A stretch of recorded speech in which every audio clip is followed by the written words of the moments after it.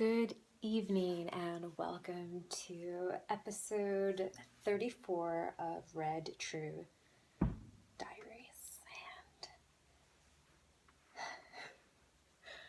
it's taken me the past 10 minutes or so just to strategically place my phone atop a symbol on my drum kit. So yes, I am doing a show live from, I won't say live, but this episode I will end with a little bit of a beat because that correlates with the root chakra. I don't think it does with the sacral, but it's still one of those grounding things and something that I love. And actually, I'm probably distracting you. I'm definitely distracting myself.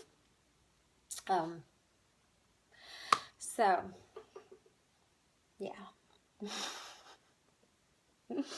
Tonight is one of the hardest episodes I've done to date because I feel extremely vulnerable, and perhaps that's why in a certain way I am hiding behind my kid. Whew. So, okay, tonight's episode, I'm going to get into something that I've alluded to a few times. I keep saying I'll talk about it later, and I feel that today is the day to talk about it. So much easier said than done. I can't even think of one of my favorite quotes about courage. It's not having fear, but basically being willing to face your fears, and that's what's going on right now. I definitely feel a little bit of fear, but I believe this is more important to share than my fear. So I'm going to start out with a poem.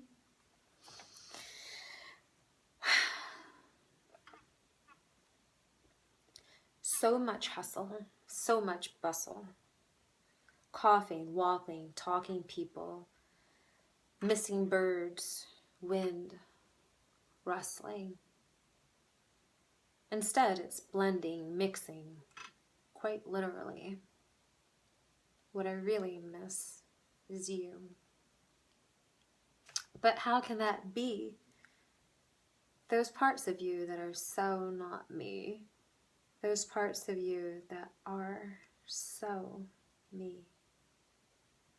Will I ever be good at holding on while letting go? God only knows. Choosing to suffer with pleasure, always a price to pay. Consequences of self-control or lack thereof.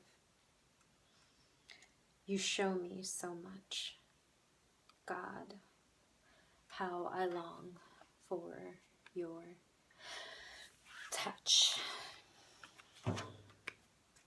So,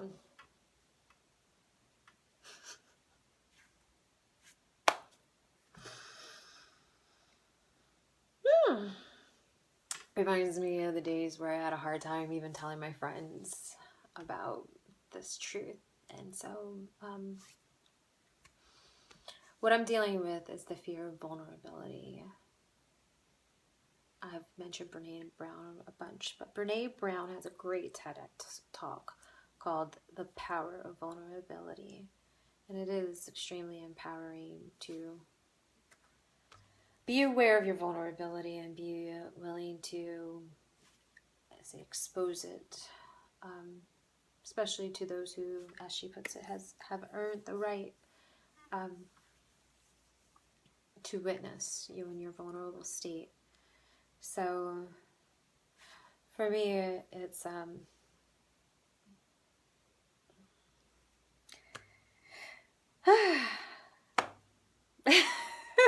it's harder than I realize. Almost every time I tell someone new, and this is the public, and this will be recorded, and I know I can delete it later, but it's still, there's that part of me, as many others, feel or can empathize with, or at least sympathize, where, you know, we hear that our own worst critic. And I remember someone telling me, you know, what does that person sound like? And to me, it's an older, it's an older British woman. It was like, oh, how could she? The nerve of her. Like, oh, it's that's what, you know, I hear in my head. So, and that's that part of me being critical and judgmental of myself. It's nobody else. I don't know any older British woman looking down her nose at me for this. But okay. I have procrastinated for hours now, and we're looking at the time, and even already almost 6 minutes into this episode. So here we go. I am in love with someone who's 15 years younger than me. And, okay, so that's the hardest part to admit. Before him,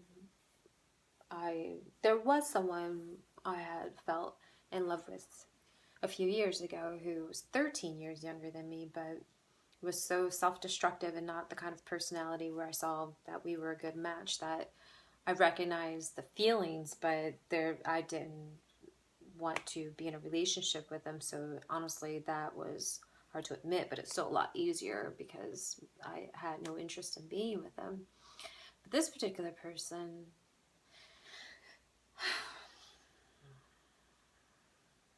he's amazing, and that's part of the hard part, is that it's been 2.5 years that I've known him, and I've gotten to know him. Actually, I met him 3.5 years ago, but I just saw him, and I had asked someone if he had a girlfriend, a place where he worked, and I happened to shop. And then she said yes. And so I just let it be and never thought anything of him again. And then a year later, a mutual friend, a friend of mine whom I actually play music with, brought him to my place to play drums. And I didn't know his name, so when he said such and such is coming over to play music, and I didn't think anything of it. And then when I saw him, then he told me where he worked, and I was like, oh my God. I was like, it's him. And then a couple months later, I found out his age. And at that time, he was 20 and I was 35 or 36 at that time. At certain times, we're 16 years apart, and other times 15 years apart. And I was like, oh my gosh. And I did not take it or him seriously. And part of me can hardly believe I'm even talking about this, but I'm doing it for those who might be in some kind of comparable situation, to not, you know, push something away, push someone away, and push love away just because of the person's age or their race, or say even their sex. You know, it's funny because I had never considered myself to be that kind of person who would do that. And in his case, I was. You know, 15 years was that. I mean, I rarely have ever dated. The only time I've ever dated someone that was younger than me prior to was a couple of people who were 2 years younger than me. And the first time that happened was in high school, and I had issues with that. And it's funny, I've revisited that because I found old letters from the time I dated this guy in high school, and he was awesome. He was a great, sweet, intelligent, creative guy who I really wished I'd given more of a chance. But as a senior dating a sophomore, especially then, I couldn't deal. It was too much for my ego, and I ended it. And yeah, so then later in life I dated someone younger, a couple years younger, but he was a bit immature and didn't have the courage that I like in someone, a partner. So I ended up breaking up with him too. But in this case, I did not break up with this guy who's 15 years younger. He ended up moving away. So he's not just 15 years younger, he's also 3,000 miles away, and now has a girlfriend. And I I actually really like her, and I think she's awesome and is a good match for him. And I'm not interfering. I've been very honest with him. He's been with her now for the past, I don't know, 5 months or so. And he prefers to be friends, but I don't want to. I don't want to just be his friend, and I am still open. I am open to dating him later in life, and I'm not the type who is just going to pretend that, you know, I just want a platonic relationship with him. He's a great guy. If my feelings do change and I find that, you know, I can see us being friends, I'll consider it. But I don't see that, and I don't want just that. And I feel that it's from my opinion, for me, my truth is that it would be disrespectful to maintain any type of friendship, because I take my friendships very seriously too. So if I were to just be friends with him, in my opinion, it would be disrespectful all around, to myself, to him, and to his girlfriend, because I do, it's the attraction that I feel towards him is beyond, let's say, just seeing him and feeling physically, you know, turned on by him. It's it's everything that I've gotten to know about him, and the journey has been amazing because, all right, so almost 12 minutes into it, I'll get into the nuts and bolts of it and why I'm sharing all of this. It's not just say to confront my fear, but to say why and how I use such feelings of feeling in love with someone and still use them in the rest of my life to essentially cultivate an intimate relationship with myself and with my spirit, with God, the creator of all that is goddess, the masculine and feminine parts of ourselves on a microcosmic and macrocosmic level. And some people, you know, he's not the only person who has affected my life on this level, and I've done this repeatedly throughout the years in terms of being in love with someone and using those feelings to bring more of like a feeling of love to all of my life. What makes this case so unique is that he is one of very few people whom I feel is a good match for me, and is one of the, I think, only people I've ever dated that I would like to date again. So that's huge too. But at the same time, I'm not saying just waiting around for him either.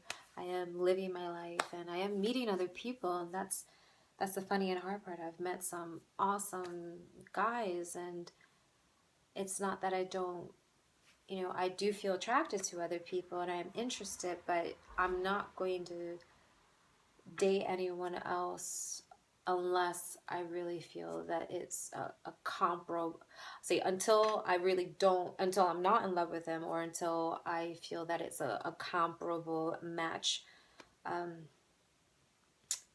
because I honestly am just content just feeling in love with him, because being in love with him helps me have a certain standard inwardly for all of my life. It's really helped raise the bar in so many ways, and it's helped heal me in so many ways, even in terms of being humbled by this 23-year-old. He's not even 23 yet. He'll be 23 in a few weeks.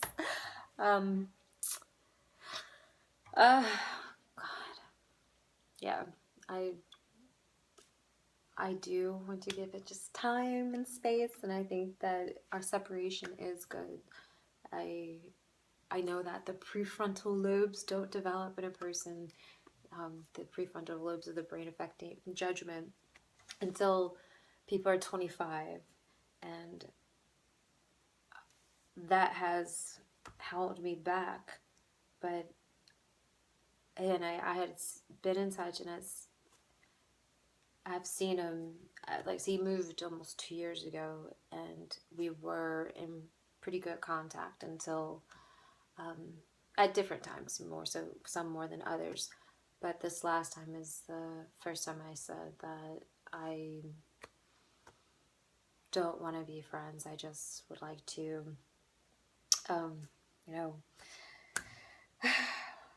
either be with him as his girlfriend or not at all. And I honestly didn't think it would be so hard. I miss him terribly, and sometimes more than others. But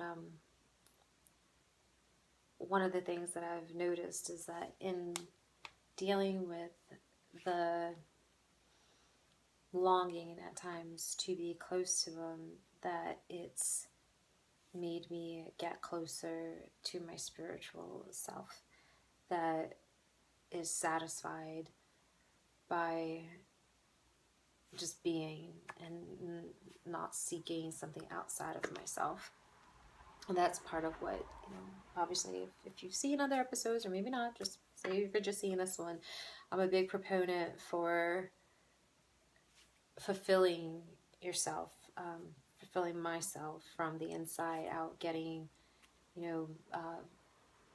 a certain degree of satisfaction from inner qualities like trust and love and compassion and kindness and caring and courage and these things that the outer world is as awesome as it is, and as much as I love it, and that's what I'll talk about in future episodes about the sacral chakra.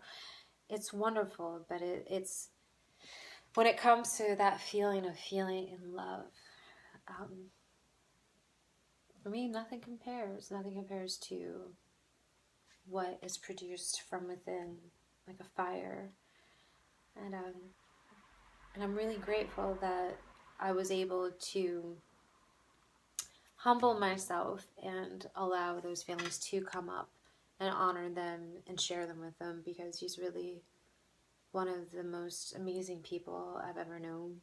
And I, half of the people I've dated have just been, they haven't been jerks, but they just haven't been the kind of guys I would have really liked to have been with. And he's just amazing.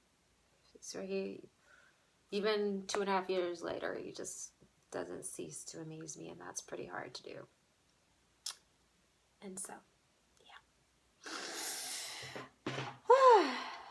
I am going to close with a poem, and my advice to anyone who finds themselves in a situation that's comparable in terms of, something that they're allowing themselves to be held back by just because of their own fears or societal standards. Because again, my biggest issue was in being 15 years younger. It was just not an option. But now I really wish that, he was an option. I guess in some ways he still is, just not immediately. And I don't know if he ever will be again, but I'm glad to at least have had this experience to open me to just getting to know the person for their personality. I mean, I did, but it took me 2 years to really see him for who he is, to really trust him. I do believe in taking time to get to trust a person and seeing how their actions line up with their words. But yeah, I could have gotten on board a little sooner. And it still makes me nervous. It's so funny and it's so crazy and it's so awesome. So anyway, okay, I'm going to end with a poem and a little beat. But, maybe I can incorporate both. Wow, this is probably my longest episode. Going on 20 minutes here. Okay, let's see. I need to position myself a little bit better. Okay.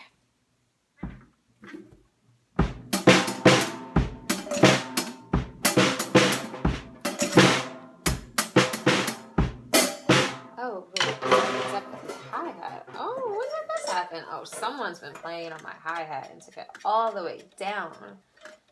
Oh, I can tell. It's been a minute since I've been on the drums.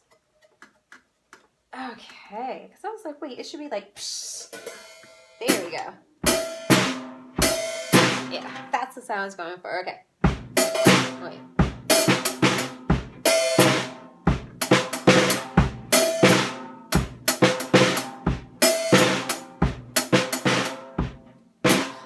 Possibly. I haven't tried to do this yet. Let's see if I can. Okay.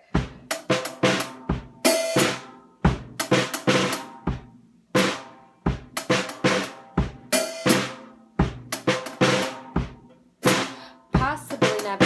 When will I ever lay eyes on it? I can't do that. I don't think. All right. I'm not gonna make this that much longer than need to be. So let's see. Let's see. Possibly never. When will I ever lay eyes? I'm not gonna try. It's not going well with the drums and my poetry. I'll work on this. I'll see if I can do it again later. But possibly never. When will I ever lay eyes on you again? At least I can always close them and see you within. Down in my bones, places that are unknown. It sounds so cliche, but I just want to be with you. Out in nature, as part of our nature. Come to me.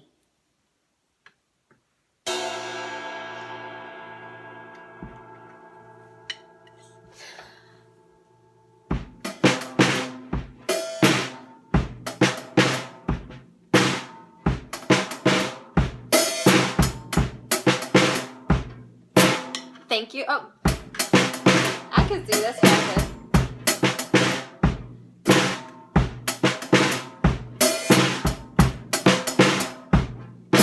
Thank you for watching and listening. May you have